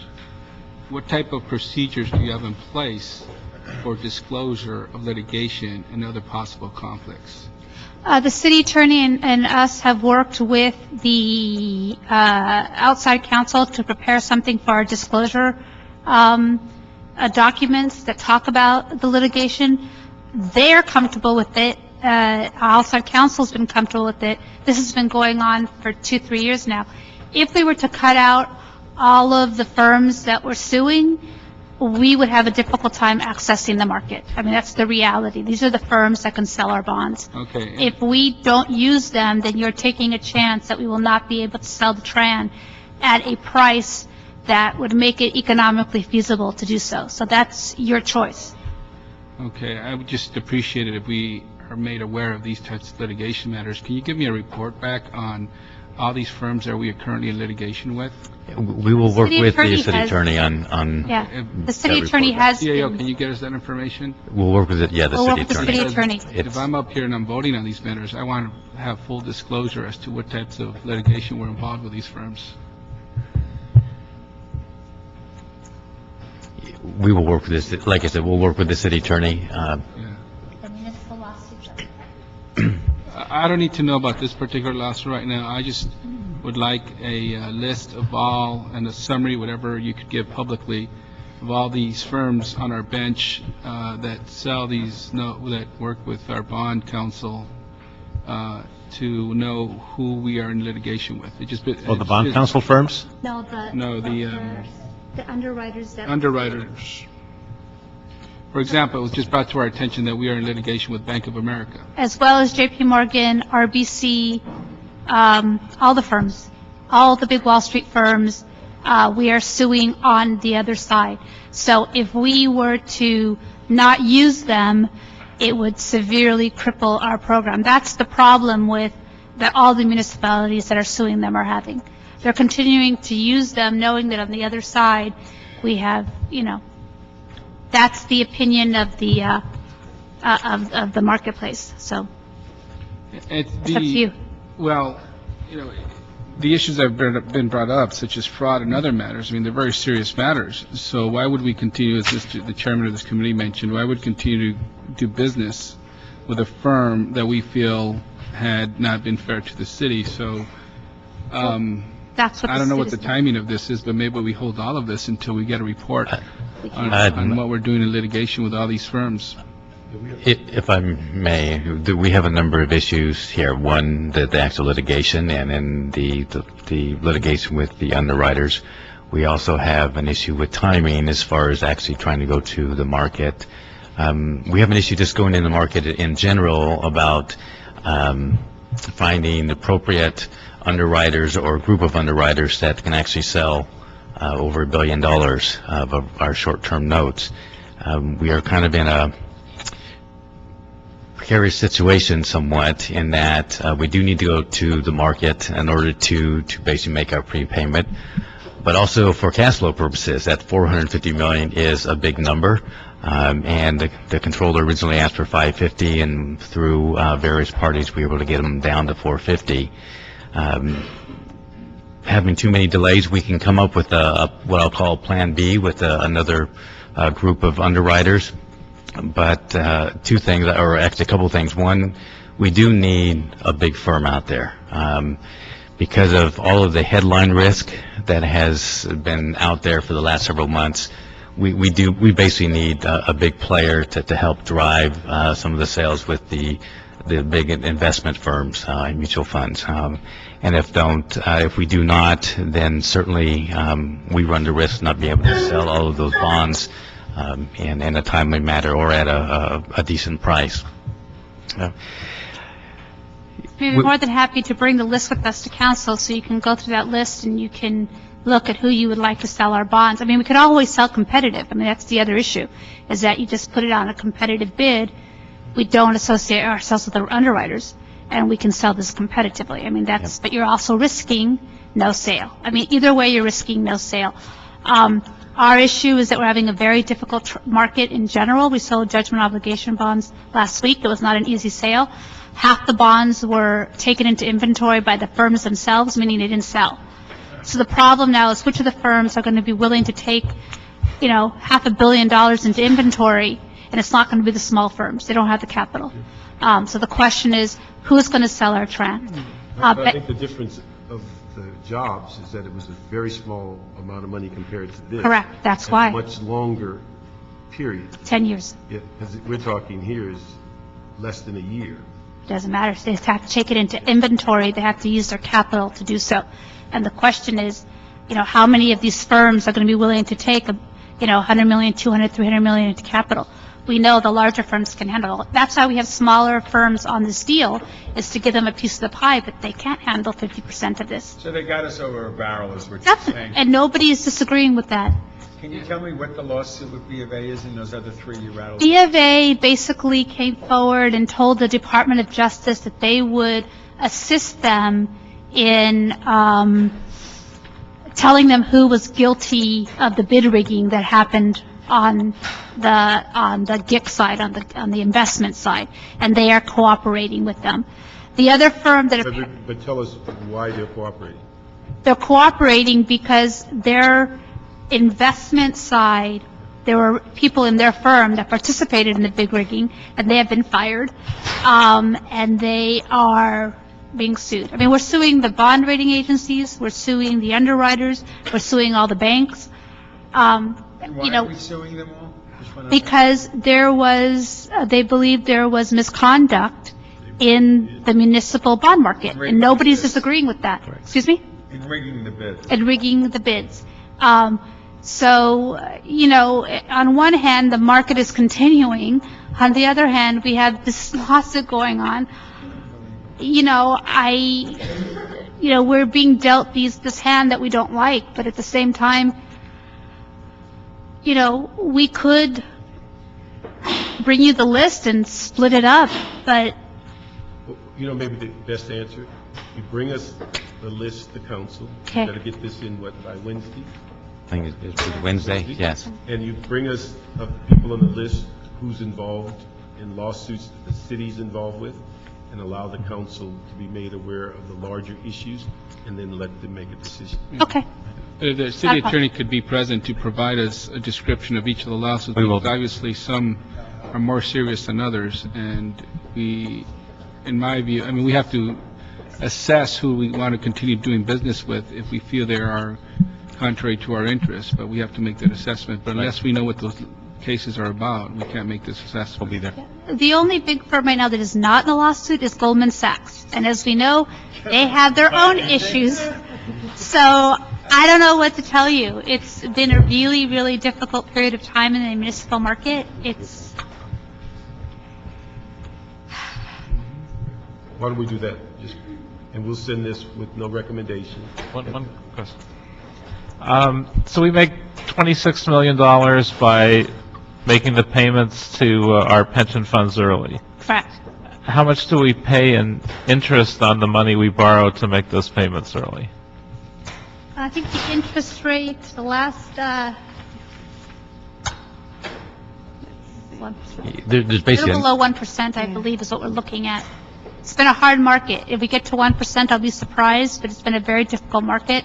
Bonds have sold between 0.38 and 1%. Currently, last week, bonds of the short-term notes have been sold for about 38 basis points, which is 0.38%.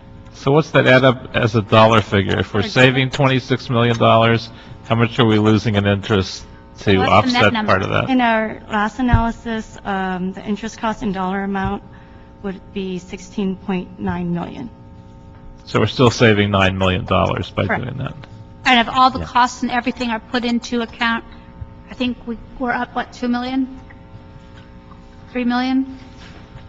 Well, I think we were saying the net savings was, what, 9.7? Yeah. And so That that's... 26 is not in the budget right now. So if you decide not to do a tran for the pension costs, you'd have to add $26 million to the budget. Minus the interest that you wouldn't be paying on. Correct. So you'd be adding about $10 million. Yes, basically right now the budget is structured to prepay both pensions and lacers, as well as the $450,000, with the net savings of the 9.7, and has already been factored into the budget. And I think in the budget committee, the reason that we did not go for the three-quarter payment, because it would have been more costly. Yeah. Yeah, we saved, what, $6 million by doing 100% with the tran, I believe. All right, why don't we do that? You can bring it to council. Absolutely. If any part of it needs to be in closed session, I think we've lawsuit part. regurgitated on the test with everything. But if we need to, we can make sure that the clerk gets that information to council. Okay. But we do need to know what firms and what are the cases. And I'm most concerned with where the city is suing Absolutely. as opposed to them having lawsuits in another part of the world. Okay, we'll get to that. Thank you. So we'll move that item with those directions and with no recommendation.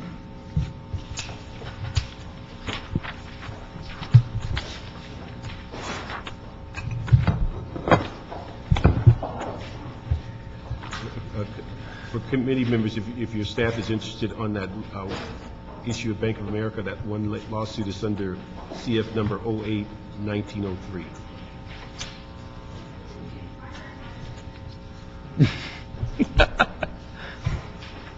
Next item. Sure. Item number 3, this is CO to report with an evaluation of all resolution authority positions with recommendations for those that should be eliminated or otherwise continued.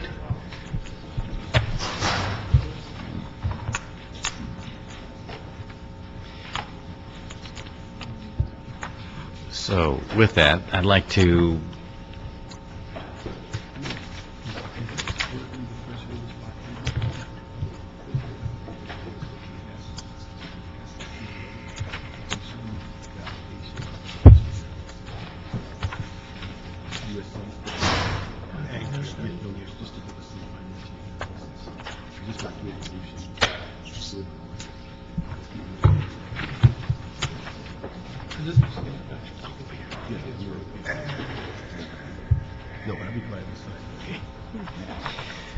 So what I just passed out, and I'm sorry, and I can go to the table if you like.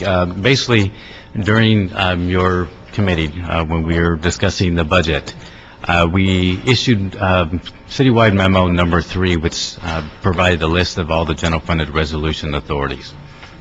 We provided the department, the Blue Book title, the class title, the account, and then the approximate dollar amount. So we provided some basic information.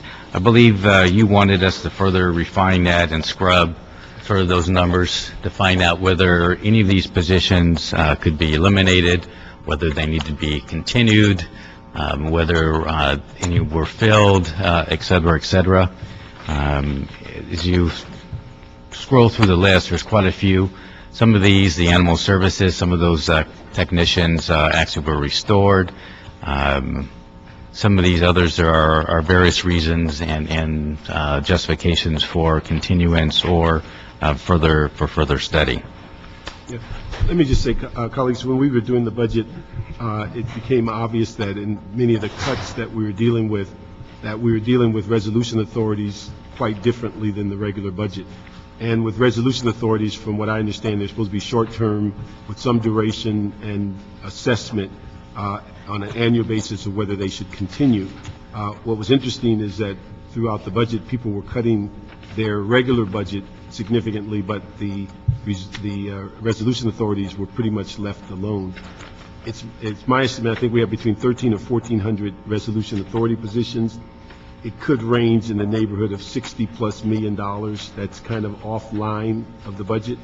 And so what I wanted the CAO to capture is not only the number of positions, but also the dollar value of the positions, the breakdown of whether they're general fund, grant, special funds, or proprietary department positions, so that we'd have some idea of those that are impacting the general fund. And I think we also would need a policy in some fashion to say, how do we create resolution authorities in the future, and what should be the timeline issues, what should be the rationale for keeping them.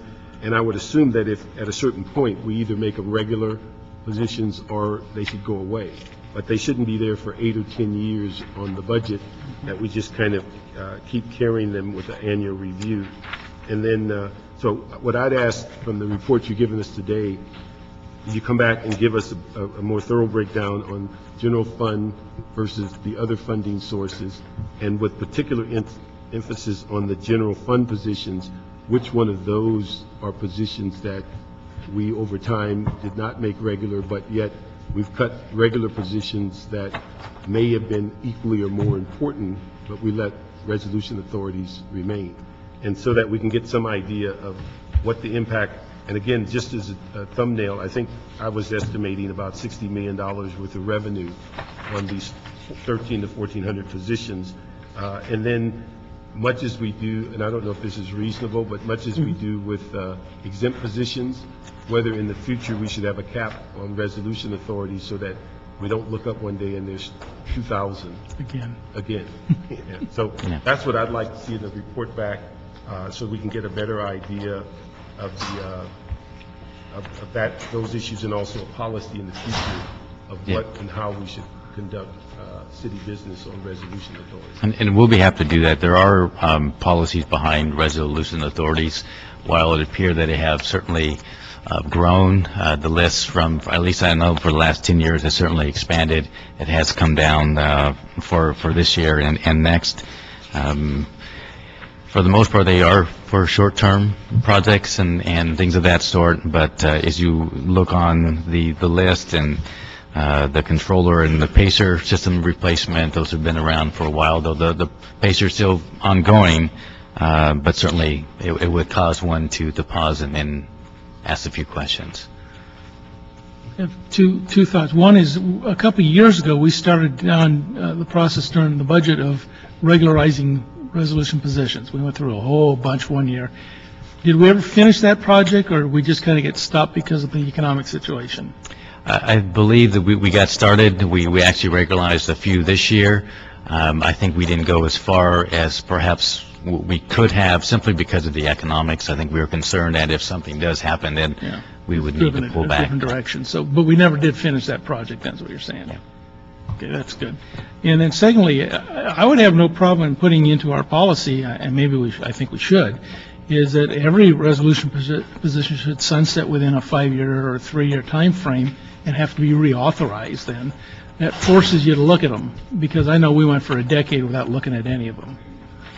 I would hope, since it's an annual process of the budget, I mean, basic resolution authority goes away after 1 year, and it always reviewed again, the budget. Every year? Hopefully we're reviewing them annually and looking at their continuance. That would be ambitious.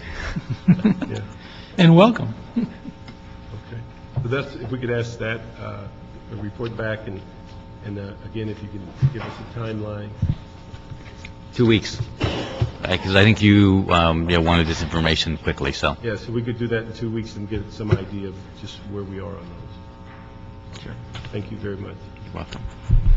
Okay, that takes us to item number 4, which is a CO report relative to the relocation of the Police Department Scientific Investigation Division Technical Laboratory to Piper Tech. Having difficulty this afternoon. Good afternoon, council members. I'm Ramon Soto with the CAO's office. We were last here on this matter in December of 2009 when there was a proposal to purchase a property at 1543 Shadow Place to relocate the police SID Tech Lab. The SID Tech Lab is currently located at Parker Center and must be relocated because Parker Center needs to be vacated fully. Because of concerns about the cost, namely because that project was at $17.5 million. At the time, we had identified $8.3 million in 1989 Prop 2 police bond funds, as well as $9.2 million in MICLA funds. We were asked to go back as staff and look for options so we wouldn't have to utilize MICLA. In the intervening months, we have done that, staff with the CAO's office, the CLA's office, the mayor's office, Bureau of Engineering, Police Department, and General Services, looked at various options within the Piper Technical Center to site the police tech lab. And we actually found space on the second floor of Piper Tech. It's at the site currently occupied by Police Department Supply Section. They would be relocated to the basement and share space with GSD Salvage Division. And the cost of this would be about $9.72 million, and it would not involve any MICLA. Most of the funding would come from the Prop 2 to the tune of $8.4 million. And then the 2010-11 Police Department budget in the Forfeited Asset Trust Fund includes $1.5 million for this particular project. So the timeline to get the project done is about 26 months. Given that the City Council has already approved money through Prop 2 for this, that the Forfeited Assets Trust Fund contains funds specifically for this, and no new MICLA funding is required, then there's no additional council action. So what is before you is a note and file. But I would just say it was a really great effort that was expended by the various departments, the city staff. General Services was very generous in identifying space and be willing to share space down in the basement level.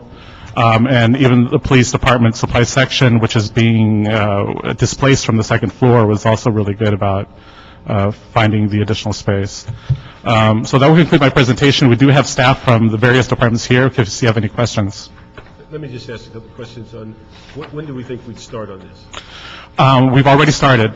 The design has started in May, so we have a 26-month timeline, so it'll probably be completed around July 2012. And then what does it cost us to keep Parker Center open? About $1 million a year. And then is there a cost of moving the other police unit from the second floor to the basement? Yes, and that's all included in the budget that I described for you of $9.72 million. So that's all part of the original? Yes, sir. Okay. Then, now is this going to be General Service doing the work, or is this? Has not yet been determined. That will end up being a policy issue. There's a design period that will take place between now and March of 2011.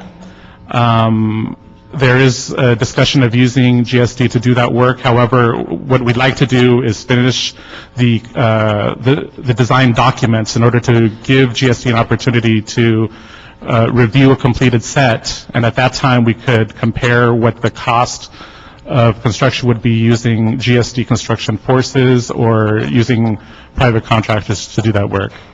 Okay.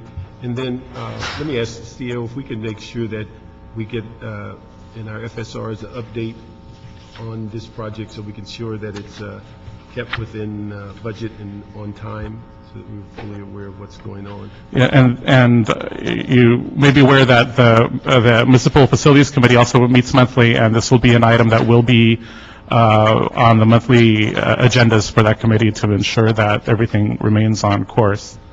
If I may ask if we can include as part of basically our construction projects report, that would actually be more. That's correct. Appropriate reporting mechanism. Yeah. Okay. All right. Yeah, in fact, the next item has initial movement of funds to provide cash flow for the design. Be more appropriate in that report than the FSR. Then. Yes. That's correct. All right.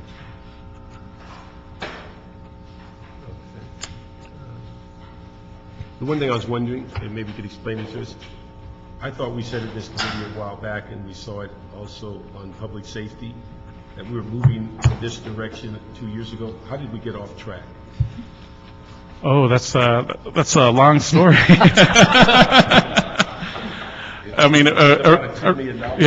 originally, the tech lab was slated to go to Piper Tech, another area where the cafetorium is now, but the space was lost. And so then we started looking to purchase properties, and that became... How was it lost? It was allocated elsewhere.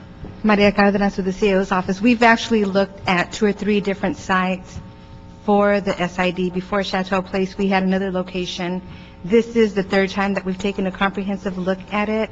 It's now on city-owned property at a much lower cost with no MICLA. I think we heard, at the time that we came forward with the last recommendation to use MICLA, we were also reporting citywide on all of the cities' debt issuance, and there's a lot of concern about the amount of general fund monies that has gone to pay for MICLA issuances. So this is the 3rd time that we've looked at it. Santa Fe. Right. Our first location was on Santa Fe. It was a budget about $25 million the second time on Chateau Drive, where we were getting an as-built facility and we were just doing renovations. That was about $17 million, and now we're at about $9 million. But I think what I would like to see, and I think we need, if you bring something to us that alters a prior decision, such as we're going to Piper or we're going to enhance the DNA lab, and it materially changes dollar-wise a prior decision, that needs to be highlighted, not on page 26 in a footnote, but really highlighted in the discussion and say your decision is about to unravel a previous decision. It's going to cost you $10 million more dollars. Maybe a better alert than saying later, oh, it's going to Santa Fe, and we're saying we thought it was at Piper. Well, no, on page 22 of the report on a year ago, you approved that. That's stuff that we need to be brought up front to let people know that we're making a decision that's a very costly decision, because incrementally moving at, I guess, the elections unit to Piper Tech, nobody disagreed with that. I don't think anyone knew you were displacing the lab. And then I don't think anybody realized that Parker Center was going to stay open 26 months after a new building was built. And so those are things that we definitely need to know up front, so we know that this decision is about to impact 2 or 3 previous decisions. Yes, sir. Yeah, so the $7.8 million that's being saved, where is that money going? Well, originally, we had, the proposal was to use MICLA to finance that. The only thing that's happening is we're not issuing MICLA. We're not issuing MICLA, and we're using existing 1989 Prop 2 funds, police bond, and a small amount of forfeited asset trust fund money. Right. Well, I want to thank whoever went back. I think this committee made it very clear last time that we weren't and didn't want to be in the business of buying new buildings when we were very short on MICLA, and we asked you to go back and look at Piper Tech. It happened, so thank you and everyone who was involved in Sure. We worked very hard on this. I would like to thank Sharon So of the CLA's office was very helpful, Steve Angale of the mayor's office as well. Yeah. I think with the collective effort of everybody, we made it work. Yeah. Lesson learned here for me is where there's a will, there's a way. So thank you very much. Any other questions? One thing, could you give for the report so we all are aware of it? Because I lose track of it. I know we have a lab at Cal State. Is there a larger lab at Piper Tech? There were 2. The police department is here to provide more detail, but basically there's 2 types of labs. This is the tech lab. Okay. Uh-huh. All I want you to do is give it to the clerk to put it in the report, so we're aware of all the labs and their location. So if it's a tech lab and a DNA lab one place, and Cal State is another type lab, is there any other labs? We have 5 locations, Yvette Sanchez-Owens, LAPD SID. We have 5 locations in totality. The primary locations are currently Parker Center, the old Parker Center. That's where our tech lab is predominantly located. We also have a large contingency of folks at the new crime lab at Cal State LA. That's where the majority of the DNA folks are. But because we've been expanding the DNA operation, that building was already full, so we have backfilled the old lab space at Piper Tech, so we have DNA folks there. We also have satellite locations at the ARTC in Westchester and also at Van Nuys. Okay, could you lay that out so we can have it in the report, so we'll get a whole picture of what the lab situation, and once we complete this work, then it collapses the lab at Parker Center. Will do. Okay. Any other questions? There we go. All right, we'll move that with those instructions. Kind of know the need in the lab.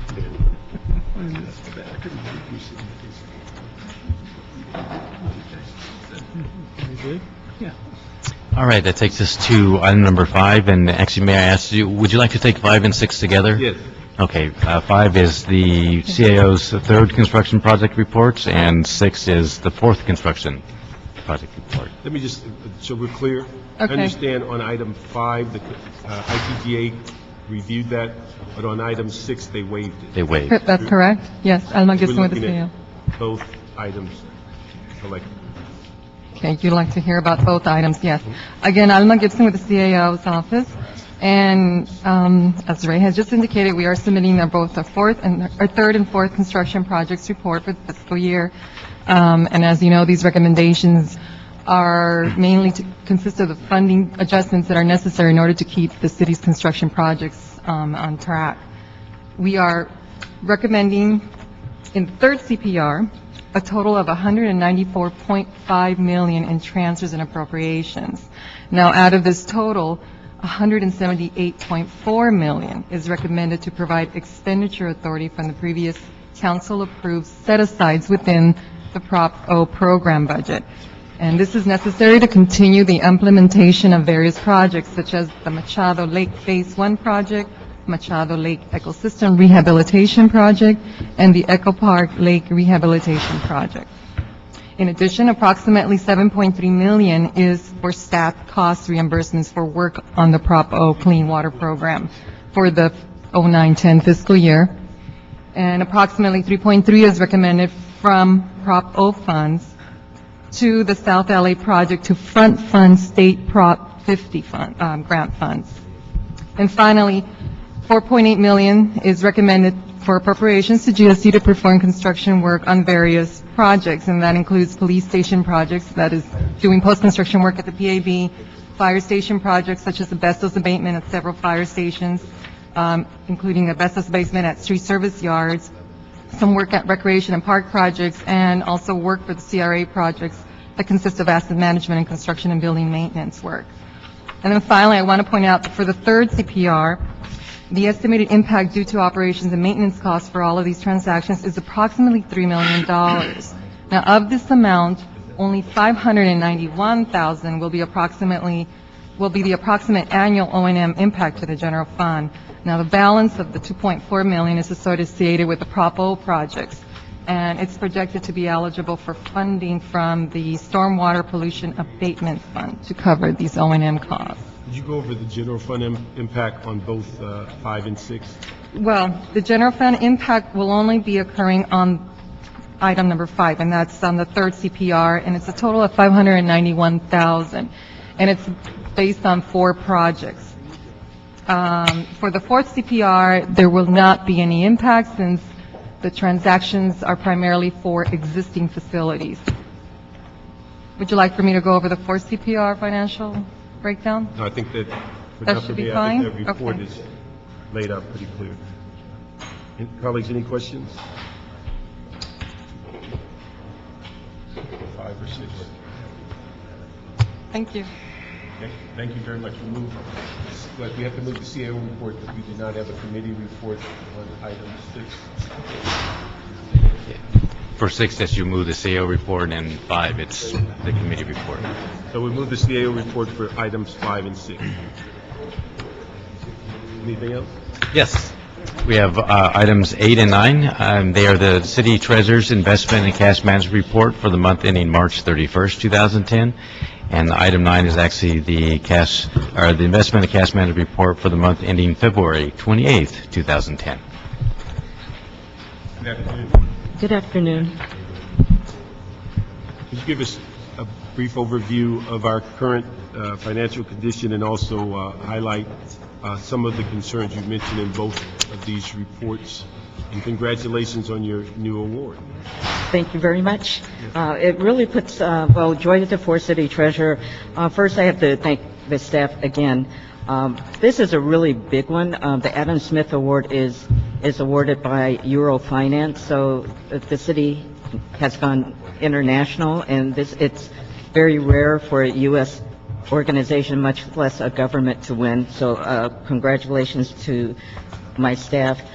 I'm going to ask Tom Warris, our Senior Investment Officer, to talk a little bit about what's been happening in the economy. The couple of things that I mentioned and that we've started to do in Treasury, with a lot of the legislation at the federal level, we've now tapped into how we can comment on certain of these things, and one was the transaction account guarantee, which was extended, and in fact what that does is now any governments can waive the insurance requirement up to $250,000 because now that's FDIC insured, and that allows smaller institutions, if we can find that it makes sense business-wise, for us to engage them with the city. Asset-backed securities, there is a big push for transparency, but at the federal level, I think they're still trying to figure out what that means. We're still in a comment period which was extended on a certain security that we do invest in, asset-backs. And then finally, it's not a concern, but we finally received the official documentation from the U.S. Copyright Office that our trademark for the in-house developed software is now registered at the federal level. So, as far as what's happened, we have good news and bad news. The good news is that we're going to end the year better than we thought. And I'll have Tom go into this a little bit more. Last year, we had forecasted for the general fund about $19 million. Maybe 6 months ago, with the economy, we thought that might be 11 and change. And as we sit here today, and again, we have 2 more weeks before the fiscal year ends, but it's slightly north of $60 million. So it's not the 19 we had hoped at April of 2009, but it's certainly not what we thought December. And maybe, Tom, you can talk a little bit more about the impact of the European upheaval on our portfolio. Sure. Good afternoon. Tom Juarez, Senior Investment Officer. As the Treasurer mentioned, since March, we've had quite a bit of turbulence in the financial markets, primarily from the European crisis. However, the city has benefited actually from that, in that we've owned approximately 75% in higher AAA-rated U.S. government debt, which has had a nice flight to quality. In other words, the market has gone in that direction as far as purchasing that type of those types of securities rather than the more riskier sovereign debt, which has experienced a huge downfall.